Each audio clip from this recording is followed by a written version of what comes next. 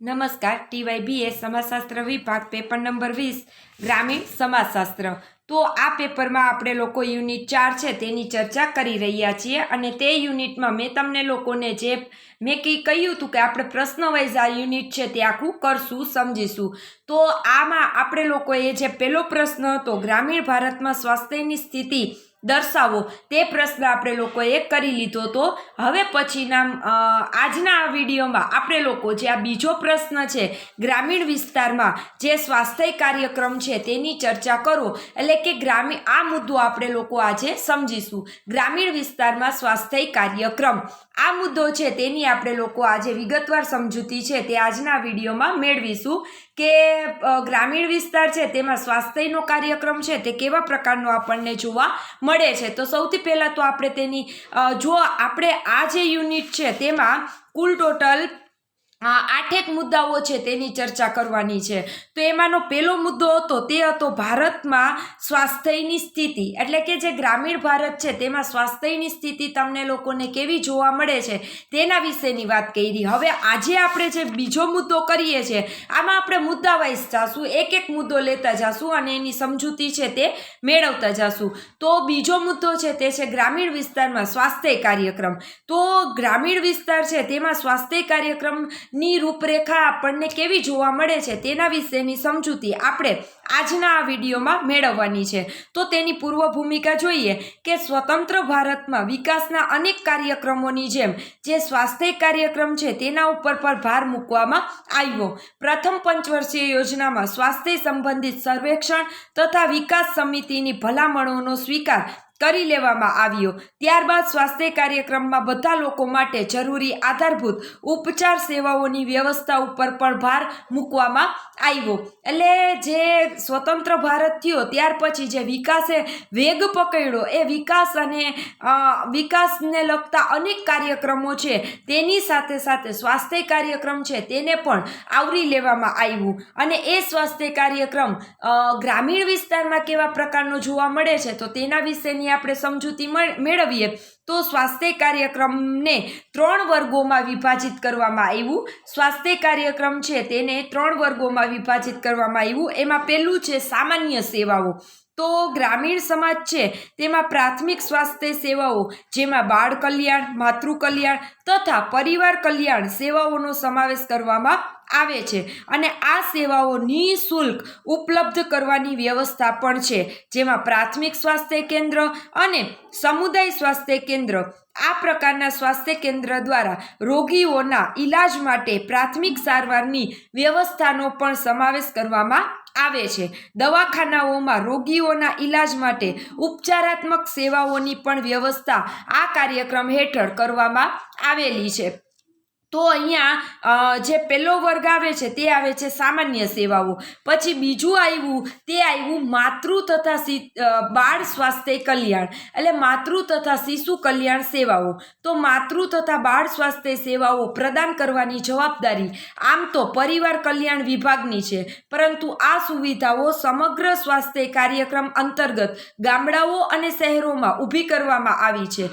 આ સેવાઓમાં પ્રસવ પૂર્વેની તથા પ્રસવ પછીની જે ઉપચાર, ઈલાજ, ચિકિત્સા, પ્રતિરક્ષણ રસી, પોષણ આહારની ઉણપથી થતા લોહી અભાવના રોગ તથા વિટામિન એની ઉણપથી થતા અંધાપાને રોકવાના ઉપાયો અને ઝાડા ઉલટીના કારણે પાણીની ઉણપના રોગોના માટે ઘોળ ઉપલબ્ધ કરાવવા જેવી સેવાઓ આ જે કાર્યક્રમ છે તેમાં સામેલ કરવામાં આવેલી છે. એટલે આ રીતના અહીંયા સામાન્ય સેવાઓ અને માતૃ તથા શિશુ કલ્યાણ સેવાઓ અંતર્ગત માતાની, શિશુની, બાળકની જે સાર સંભાળ છે, બાળ કલ્યાણ, માતૃ કલ્યાણ અને પરિવાર કલ્યાણ આ ત્રણેયની જે સાર સંભાળ છે તે લેવા માટેના કાર્યક્રમો છે તે ઉપલબ્ધ કરવામાં આવ્યા છે. અને ત્રીજું આવે છે સ્વાસ્થ્ય સંબંધિત કેટલીક સેવાઓ. તો રાષ્ટ્રીય અવસ્થા કાર્યક્રમ, પરંપરાગત ચિકિત્સા પદ્ધતિઓ અને હોમિયોપેથી, બિન સરકારી સંગઠનોની સહાયતા આ બધા પ્રકારના કાર્યક્રમો છે. તો તે કાર્યક્રમો અંતર્ગત અમુક પ્રકારના કાર્યક્રમો સ્વાસ્થ્ય કાર્યક્રમ અંતર્ગત ઉપલબ્ધ કરવામાં આવેલા છે અને તે છે લો આયર્ન તથા ફોલિક એસિડ. લોહની ઉણપના કારણે ગર્ભવતી મહિલાઓને તથા 1 થી 5 વર્ષના બાળકોને આ કાર્યક્રમ અંતર્ગત 100 દિવસ સુધી રોજ ગોળી આપવામાં આવે છે.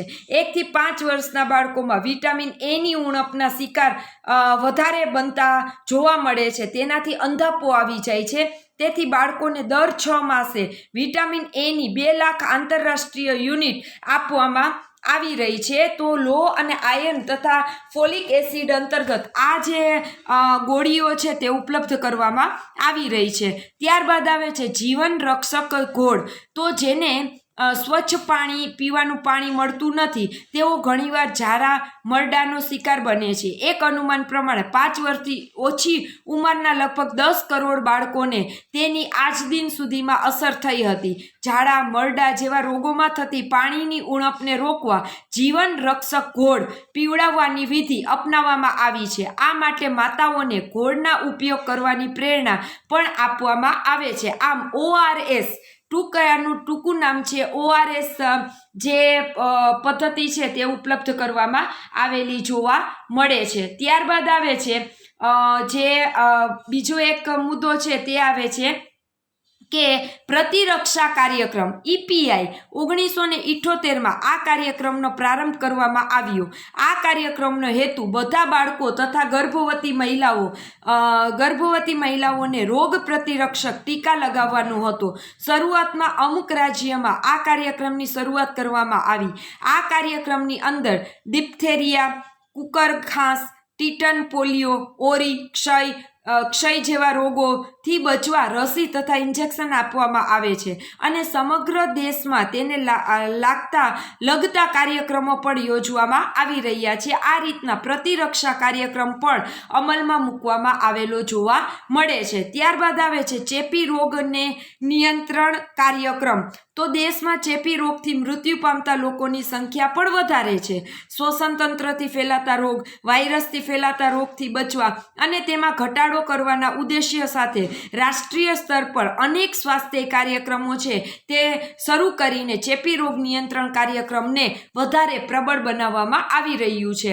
આ બધા કાર્યક્રમ જે કાંઈ પણ હું તમને લોકોને કાર્યક્રમ કહું છું એ બધા સ્વાસ્થ્ય કાર્યક્રમો જે ગ્રામીણ સમાજમાં આપણને જોવા મળે છે તે છે.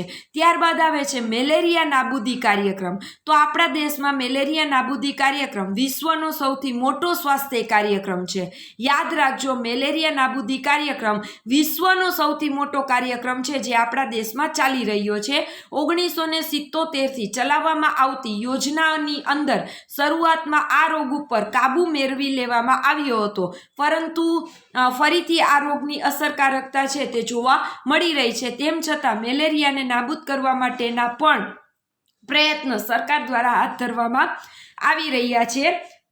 ત્યાર પછી આવે છે કુષ્ઠ રોગ નાબૂદી કાર્યક્રમ. તો ભારતમાં આ રોગથી પીડાતા રોગીઓનું પ્રમાણ વધતા ઓછા પ્રમાણમાં છે. 2000 સુધીમાં આ રોગથી પીડાતા રોગીઓને સાજા કરવાનું લક્ષ્ય પણ રાખવામાં આવ્યું હતું. ત્યારબાદ એક બીજો કાર્યક્રમ છે જે છે ક્ષય રોગ નિયંત્રણ કાર્યક્રમ. તો ગ્રામીણ ક્ષેત્રોમાં પ્રાથમિક સ્વાસ્થ્ય કેન્દ્રોના માધ્યમથી આ કામ કરવાની દિશામાં વિશેષ પ્રગતિ થઈ છે. સરકારી સ્વાસ્થ્ય કેન્દ્રો, દવાખાનાઓ અને હોસ્પિટલોમાં ક્ષયના રોગીઓને મફત સારવાર પણ આપવામાં આવી રહી છે. આ રીતના ક્ષય રોગને પણ નિયંત્રિત કરવાના કાર્યક્રમો ચાલુ કરવામાં આવ્યા છે. ત્યારબાદ આવે છે અંધત્વ નિવારણ કાર્યક્રમ.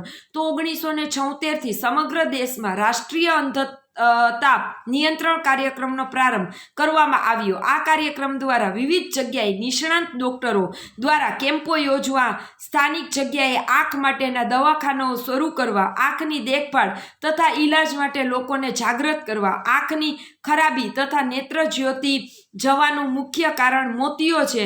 આથી મોતિયાનું ઓપરેશન કરાવવાનો વિશેષ કાર્યક્રમ પણ અત્યારના ચલાવવામાં આવી રહ્યો છે ગામડામાં, અને આને અંધત્વ નિવારણ કાર્યક્રમ તરીકે ઓળખવામાં આવે છે. અને ત્યારબાદ છેલ્લો કાર્યક્રમ છે ગોઈટર નિયંત્રણ કાર્યક્રમ. તો આ રોગના પ્રકોપવાળા ક્ષેત્રોને શોધીને સામાન્ય મીઠાના સ્થાને આયોડિનયુક્ત મીઠું ઉપલબ્ધ કરવા માટે દરેક પંચવર્ષીય યોજનામાં ગોઈટર નિયંત્રણ કાર્યક્રમને આર્થિક મદદ પણ આપવામાં આવી રહી છે.